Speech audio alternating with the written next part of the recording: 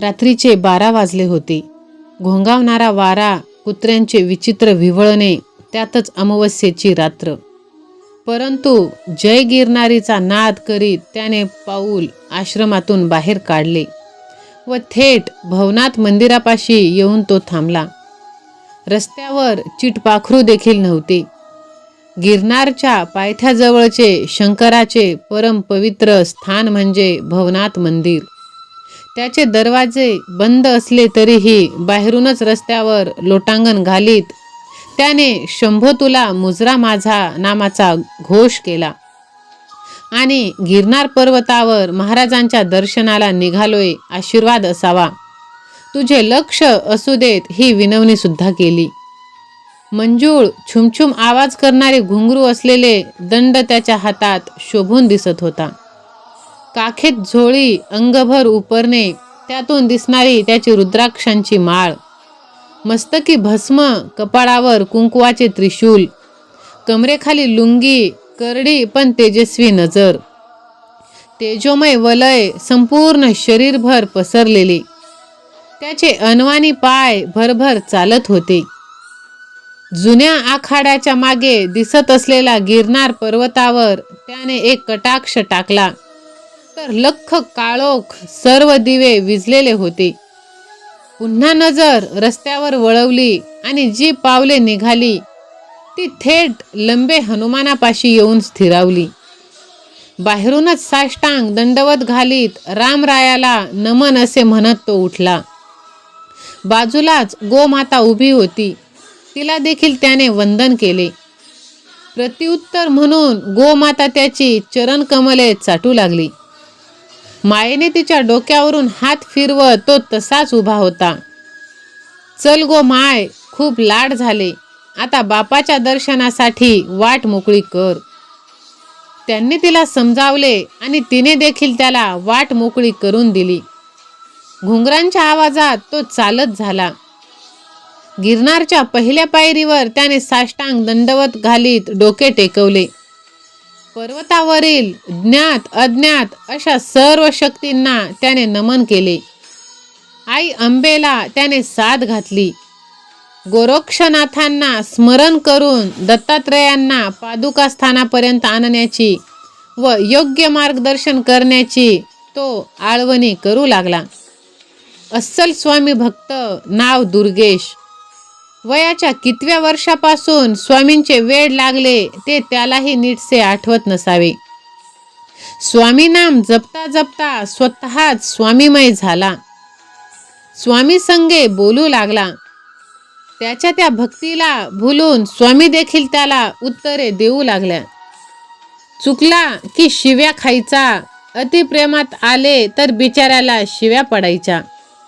पण दुर्गेश या सर्वांच्या पलीकडे होता.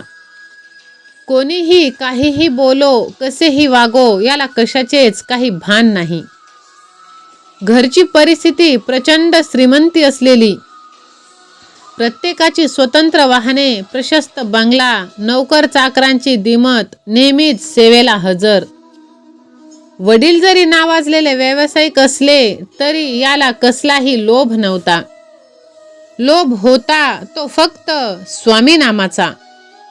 श्री स्वामी समर्थ, श्री स्वामी समर्थ हा मंत्र कायमच त्याच्या मुखी असायचा. वयाच्या 25व्या वर्षी घरातल्यांनी याचेही हात पिवळे केले. बायको देखील दत्त भक्त असल्यामुळे त्या दोघांचे खूप छान जुळले.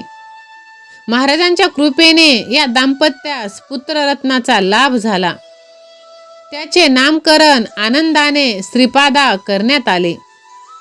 एकंदरीत घरात आनंदमय वातावरण होते. कित्येक वर्षाच्या गिरनारवारीत त्याने पहिल्या पायरीला नेहमीच येता जाता डोकं टेकवले होते. पण आज मात्र त्याला वेगळाच अनुभव येत होता. पहिल्यांदाच त्याने बायको, मुलगा, आई, वडील या सर्वांनाच नमस्कार केला. पायरीवरून डोकं बाजूला करायची इच्छाच होत नव्हती. आज अचानक आयुष्याची आत्तापर्यंत जगलेली सर्वच कर्मे त्याच्या डोळ्यासमोर नाचू लागली. त्याने जय गिरनारी तेरा भरोसा है भारी अशी साद घातली. त्याच क्षणी वाघाची डरकाळी तेथील गीर अरण्यातील शांतता भंग करत होती.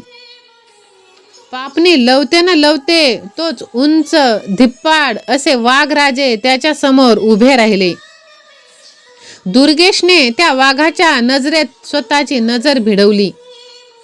वाघाच्या चेहऱ्यावर मंद स्मित होते. ते स्मित पाहून दुर्गेशच्या मनाला संपूर्ण शांतता प्राप्त झाली. अंदाजे 12 फूट उंच असलेल्या त्या वाघाने मागील 2 पायांवर उभे राहत पुढील 2 पायांनी त्याला नमस्कार केला. कोणत्याही प्रकारची भीती मनात न बाळगता दुर्गेश त्या वाघापुढे नतमस्तक झाला आणि मघाशी आपले संपूर्ण कुटुंब का आठवले याचा त्याला अंदाज आला. आज महाराज मोठा खेळ खेळणार हे समजून त्याने आदेश अवधूता आदेश अशी ललकारी दिली आणि हसतच त्या वाघाकडे पाहिले. वाघाने देखील पुन्हा मंदस्मित करीत आसमंताकडे बघत जोरदार गर्जना केली आणि पुढच्या क्षणी तो दुर्गेशच्या दिशेने झेपावला. त्याची मानगूट आपल्या धारदार दातांनी पकडत त्याने दुर्गेशला उचलले आणि गिरनारवर चढणाऱ्या पायऱ्यांच्या दिशेने धावू लागला. काही क्षणातच पायऱ्यांच्या बाजूला असलेल्या चिंचोळ्या पायवाटेवर तो जात असताना दुर्गेशने स्वतःचे डोळे बंद करीत श्री स्वामी समर्थ नामाचा जयघोष सुरू केला. यावेळी दुर्गेश एकदम बिनधास्त होता. त्याला मानेला कसलीही दुखापत होत नव्हती. अंगाला खरचटले देखील जात नव्हते. आता आपले काय होणार हा प्रश्न देखील त्याच्या मनात नव्हता. अलगद एखाद्या बाळाला त्याच्या आईने उचलावे आणि धावावे असा अनुभव दुर्गेशला येत होता. त्या वाघाच्या दातांमध्ये तो सुरक्षित होत नामस्मरणाच्या धुंदीत योगनिद्रेच्या स्वाधीन झाला. मंद अशा गोडसर सुवासाने त्याची योगनिद्रा भंग पावली. तेव्हा दुर्गेश एका गुहेत होता. प्रचंड रुंद अशी ती गुहा त्याने कधीही पाहिली नव्हती. त्याने वाघाकडे पाहिले तर प्रचंड तेजोवलय त्याला दिसू लागले. वाघराजे सगुण रूपातील साक्षात अवधूत दिगंबर दत्त महाराज होते. क्षणाचाही विलंब न लावता दुर्गेशने तिथेच साष्टांग दंडवत घातला. प्रेमाने त्याला उठवत दत्त महाराजांनी आलिंगन दिले. त्याच क्षणी त्या दोघांवर अनंत कोटी पुष्पांचा वर्षाव देखील झाला. आजूबाजूला घंटानाद डमरूनाद ऐकू येत होता. महाराजांनी त्याला आजपासून तुझी ओळख साधक स्वामींचा म्हणून होईल असा आशीर्वाद देखील दिला. भानावर येऊन चहूकडे नजर फिरवली असता कित्येक हजारो सिद्ध पुरुष सिद्ध स्त्रिया आजूबाजूला हात जोडून उभ्या असलेल्या त्याला दिसल्या. साधकाला त्याचे काहीच नव्हते. साक्षात दत्त महाराजांनी त्याचा हात धरलाय यातच त्याला सर्व काही मिळाले होते. काही क्षणातच भव्य दिव्य अशा शिवलिंगांसमोर आणून महाराजांनी त्याला त्या शिवलिंगांजवळ असलेले व्याघ्रजनावर बसवले आणि जनकल्याण हेतू तू तुझी साधना येथेच करावी. आजपासून तुझा बाह्य जगताशी संबंध संपला. नामाच्या गंगेत तू नामाचेच गुण गावेस असा आदेश दिला. काही क्षणांतच आजूबाजूचे सर्व सिद्ध आपापल्या आसनांवर बसले व साधनेमध्ये मदमस्त झाले. दत्त महाराजांनी साधकाच्या डोक्यावर हात ठेवताच आपण अनंत कोटी ब्रह्मांडाच्या देखील वर असल्याचे त्याला जाणवले. त्यानंतर मात्र डोळे न उघडताच साक्षात दत्त महाराजांच्या आदेशानुसार तो त्या कार्यात साधनेत इतर सिद्धांतासारखाच मग्न झाला. मदमस्त साधनेचा साधक स्वामींचा झाला. हरवण्यासारखे त्याच्याकडे काहीच नव्हते, कारण साक्षात दत्त महाराजांनी त्याला साधनेसाठी बसवले होते. अवधूताच्या प्रेमात तो स्वतः साधनेत रंगून गेला होता. अगदी घट्ट गुलाबाच्या पाकळ्यांसारखा, ज्या एकमेकांना धरून असतात आणि हळूहळू उमलत छान असे फूल बनते. जय गिरनारी तेरा भरोसा है भारी या जयघोषाने साधक भानावर आला. त्याने डोके वर करून पाहिले, समोर कोणीही नव्हते. मागे पाहिले तर 7 ते 8 जणांचा समूह गिरनारच्या पहिल्या पायरीजवळ पोहोचला होता. त्यांच्या त्या जयघोषाने साधक पूर्वपदावर आला होता. आज त्याला पहिल्या पायरीवरच दत्त महाराजांचे दर्शन झाले. अनंत कालातीत अशा साधकांचे त्यांच्या साधनेचे दर्शन झाले. महाराज स्वतः साधकाला जे घडवणार ते हेच का, हा प्रश्न साधकाला होताच. पण त्या गुहेचे, त्या भल्या मोठ्या शिवलिंगाचे साधकाला रहस्य उलगडत नव्हते. पुन्हा साधकाने पायरीवर डोके टेकवले. जय गिरनारी तेरी लीला है न्यारी म्हणत पर्वत चढायला सुरुवात केली. 500 पायऱ्या चढून वरती आल्यावर त्याला आजूबाजूला उग्र असा दर्प जाणवू लागला.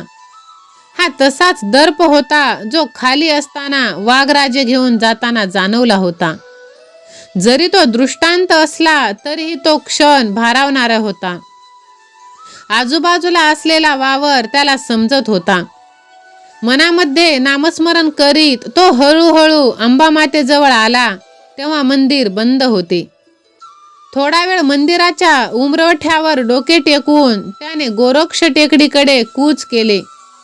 तेव्हा तेथे देखील त्याला तो दर्प जाणवला. आदेश गोरक्ष आदेश असा जयघोष करीत तो पुढे सरकला.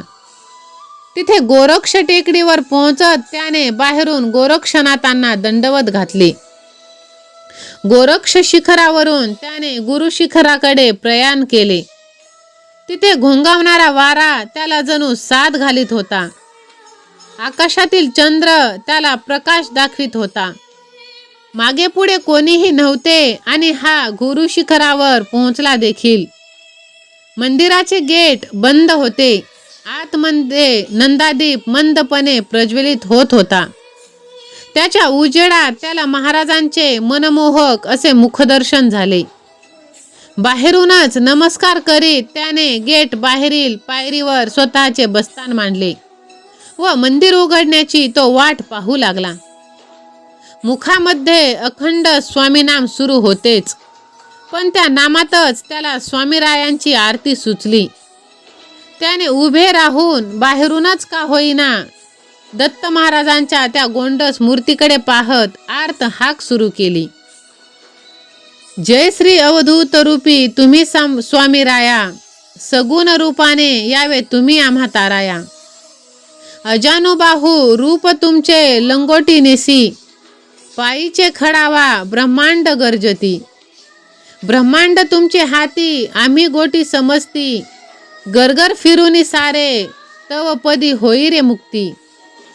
हाताची सोटा तुमच्या ओगा कोणी ना धोपटती, योग्य मार्ग ब्रह्मन तुम्ही सदा आहे पाठीशी. बुवाबाजी तुम्ही कधी रस न आले, परमानंदी लीन जो त्यास तुम्ही तारिले. मूढमती जो पदी तुमच्या शरण आला, जवळ केले तुम्ही त्याला कधी ना वाया घालविला.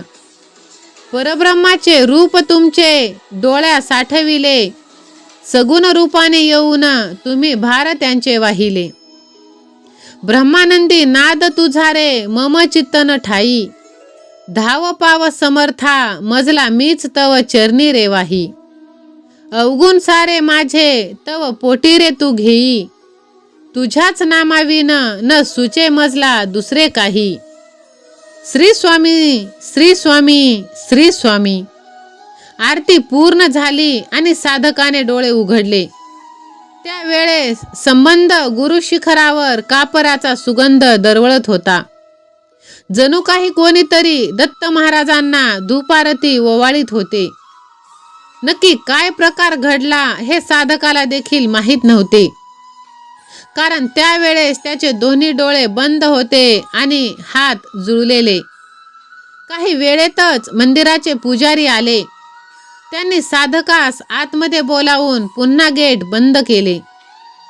पुजाऱ्यांनी दत्त महाराजांची यथासांग पूजा करीत धूपारती केली आणि त्या आरतीचा लाभ साधकास मिळाला. पूजा संपन्न झाल्यावर साधकाने महाराजांना दंडवत घातला व अश्रूंनी वाट मोकळी करून दिली. पुजाऱ्यांनी त्याच्या हाती दत्तपादुकांवरील अष्टगंध दिले. इतर अष्टगंधापेक्षा देखील एक मनमोहक सुगंध त्याच्या हातातील अष्टगंधास होता आणि तोच सुगंध त्याच्या संपूर्ण शरीराला सुद्धा येत होता. महाराजांना नमस्कार करीत साधक तेथून उठला, पुन्हा एक नवीन पर्व अनुभवण्यासाठी. धन्य तो साधक, धन्य त्याची साधना. जय गिरनारी तेरी लीला है प्यारी, जय गिरनारी तेरी लीला है प्यारी. स्वामी भक्तांनो, स्वामींना जर तुम्ही मानत असाल आणि दत्त महाराजांचे जर तुम्हाला प्रेम प्राप्त करायचे असेल तर व्हिडिओला लाईक करा, चॅनलला सबस्क्राईब करा. कमेंट बॉक्समध्ये जय गिरनारी तेरी लीला है प्यारी असे टाईप करा आणि हा संदेश आपल्या प्रियजनांना शेअर करा.